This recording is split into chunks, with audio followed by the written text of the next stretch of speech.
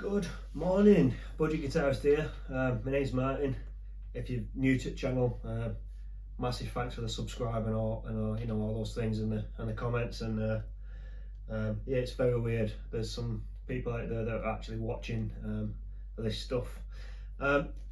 Some pretty special, I think. Well, special to me. Very cool amp. It's Audition 15 watt amp head with its matching 1x12 cab. Now this amp's from around the 70s. It's a solid state amp from the 70s. It's made by a company called Score, which are a Japanese manufacturer. They used to make guitars, amps, pedals, all kinds of musical related things, and including this line called Audition. Now, it's a bit of nostalgia here. So you could actually buy these back in the day from a shop in the UK called Woolworths. Woolworths was like it was a shop that pretty much sold everything. It's gone bust now, and you know, we're probably never going to see Woolworths again. But in the 70s, you could pretty much buy anything from Woolworths. They had their own line of amplifiers, guitars, all kinds of things, all in a catalogue. And this amp is, you know, from that era. It's got some pretty cool features on it, considering, you know, how old it is. Very simple in the way it's doing what it's doing, but it's got real spring reverb built into it. The reverb tank it's a tiny little thing, tiny little metal box just in the back of the head, but it sounds huge. In fact, for a tiny 15 watt amp head coming through one 12-inch speaker, it sounds a lot bigger than it actually is. And it's also got a trem built in, and you can adjust the speed and you can adjust the depth, a lot like what you'd find on the old Fender Reverb amps, where you had the sort of two inputs. You had the normal and then the vibrato input, and then you could have your reverb and your vibrato and stuff. This, you know, pretty much does that. Anyway, enough waffling about that. I'll quickly show you this one because I wanted to try this. I wanted to try to do this little thing as much justice as possible.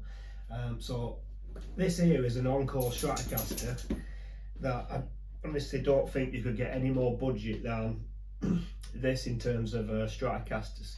I was out in Salisbury with my kids doing one of our favourite things to do in Salisbury was getting around the charity shops, and my daughter spotted this. She came outside, she was like, "Dad, there's a guitar in there." I was like, "Okay, let's have a look." Sure enough, there was a guitar in there. This came from a charity shop. I think it cost us £20, and of course it didn't look like this. It was completely filthy. The strings that are on it had all gone rusty, and it was definitely, it just wasn't playable. It needed quite a bit of work doing to it, but it was all pretty much cosmetic. So all it needed really was a good scrub, polish the frets back up, put some new strings on it, and that was pretty much it. And it's back to life. I don't know if Encore is still making these or not. It's really lightweight. But the reason why I wanted to do this video with this one, because this is a very cheap guitar. It's not a rubbish guitar by a long shot. It's actually pretty decent, but in terms of budget and, you know, what's on the market nowadays, this is very cheap. So I wanted to play something cheap, if you like, through the amp to try and best get the actual sound of the amp. Because if I was to play something, you know, really top end through the amp, then you're going to get a different sound. You're going to get, you know, the tones and stuff coming from the really expensive guitar coming through the amp. So I wanted to sort of like flip it around and do very cheap guitar through this amp to try let you guys hear the best, the most real sound it's making, if that makes sense. I'm unsure of the word. Anyway, enough waffle. So all that's happening at the minute is the guitar is going, well, it's going through my pedal board, because I do want to try a few pedals to see how this behaves when you put a pedal in the front of it. But at the moment it's going complete bypass through the pedal board into the amp. It's got the 3 inputs here. These are, what's the word I'm looking for? They're the impedance inputs, so you've got a low, a medium and a high. I just put it in the low. I will get around to testing the other 2 at some point, but yeah.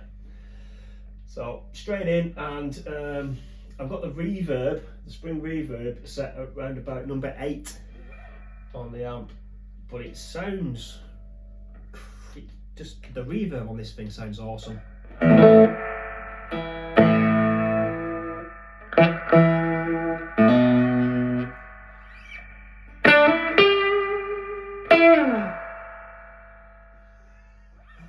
It's crazy. It sounds like it's massive. You see any difference if I crank it all the way? That's all the reverb, absolutely all of it.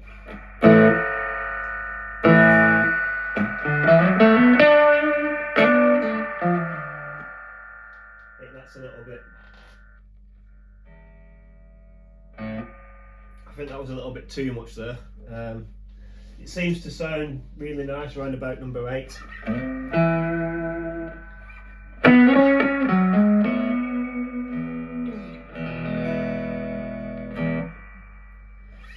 Now, I don't know if it's the amp that sounds awesome, or whether this charity shop find Strat by Encore is actually, you know, sounding really good. I've not done a full setup on it yet. I just cleaned it up and put some strings on it, but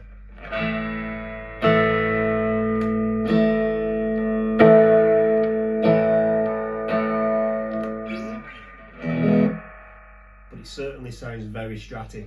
Right, I'm going to stick on now a little bit of the trem now. This is where this thing gets really interesting. It sounds properly cool, and considering this is like 1970s technology with germanium transistors and, you know, some really basic old school electronics, it sounds like you'd expect the trem to sound on a, you know, a high-end Fender, you know, vibrato channel. So let's go. Again, I'll sort of stick it at halfway. It goes from 1 to 10, so we'll stick it in.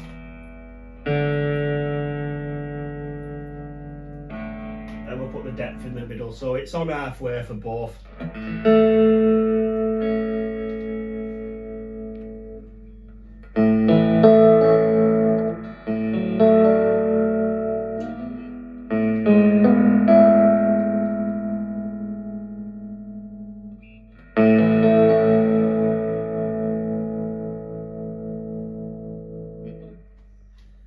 Sounds really nice, hasn't it? There we go. Just give it a little bit more depth and just tweak the speed a little bit.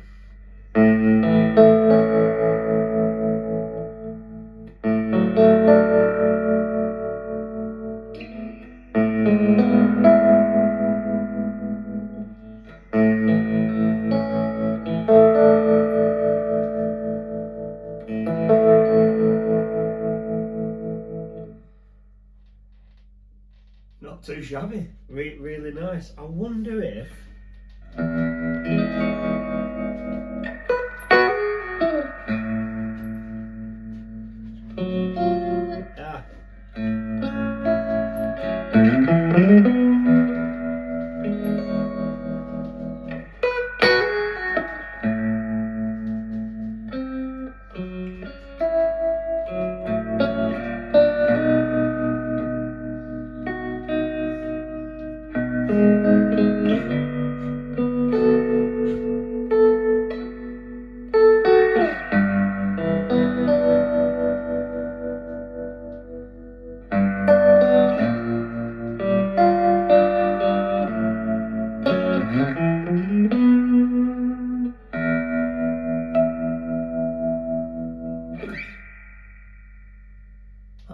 that sounds awesome. That sounds really. So I can explain it. It sounds big, way bigger than it is. Really nice, ambient, not too much, just enough sort of.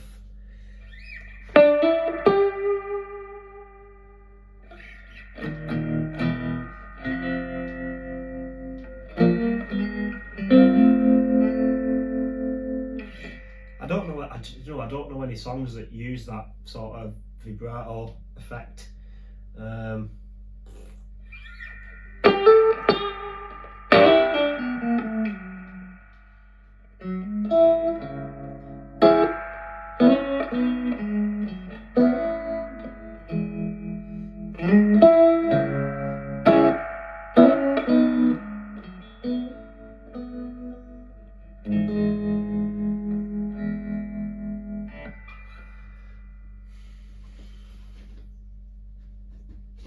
Yeah, really do like that.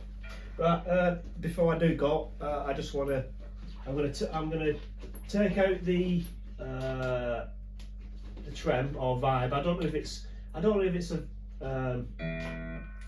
a tremolo effect or a vibrato effect.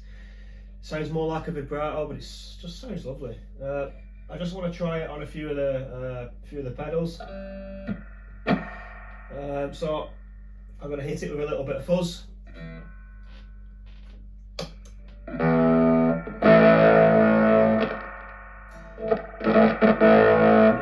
dodgy volume pop. Yeah, I do need to get round to fixing that.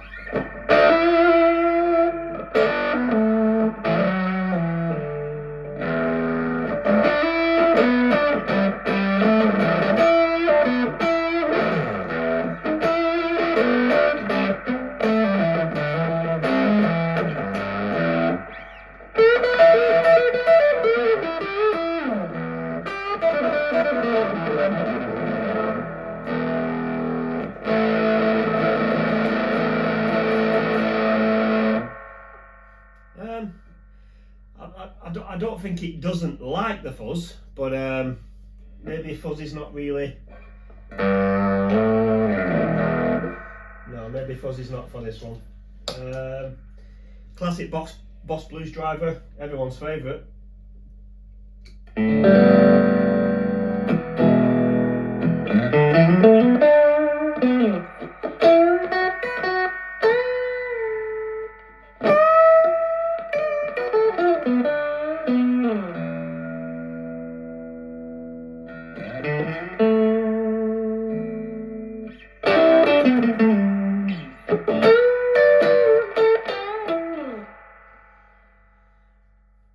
It likes the blues driver.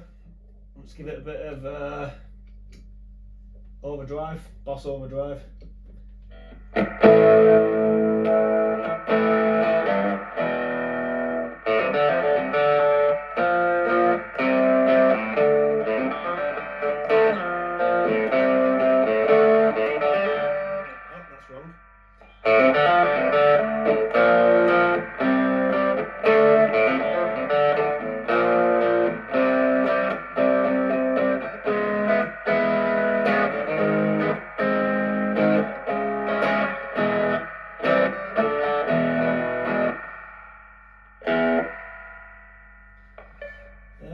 Seems to be pushing that reverb tank really hard, considering it's, you know, I had to wind it off a little bit.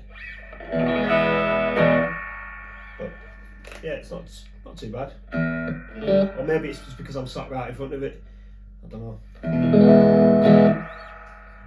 What have we got on here? We've got a delay.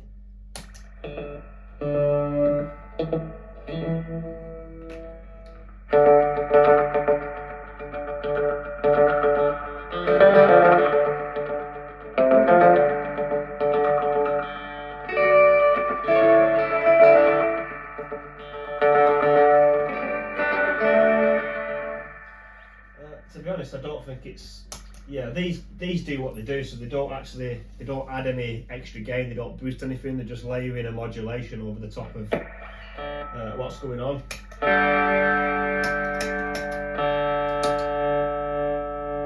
Yeah, so I'm not expecting to hear any real difference in tone from the amp. So let's just knock this off. Doesn't really like any sort of like fuzz bass pedals, but it's good with a blues driver. It's good with a overdrive. The overdrive seems to kick the reverb a little bit too much, but yeah, overall, properly impressed with this little 1970s vintage solid state amp. It's very, very cool. If you want some more videos about this one, or you got any questions about what's on the pedal board or any of the guitars, including this like super cheap one, I am actually going to be doing a full setup and addressing that volume pot at some point. But yeah, stick it in comments, ask away. Positive comments, negative comments, I don't really mind. Hate mail is better than no mail. Anyway, thank you very much for watching.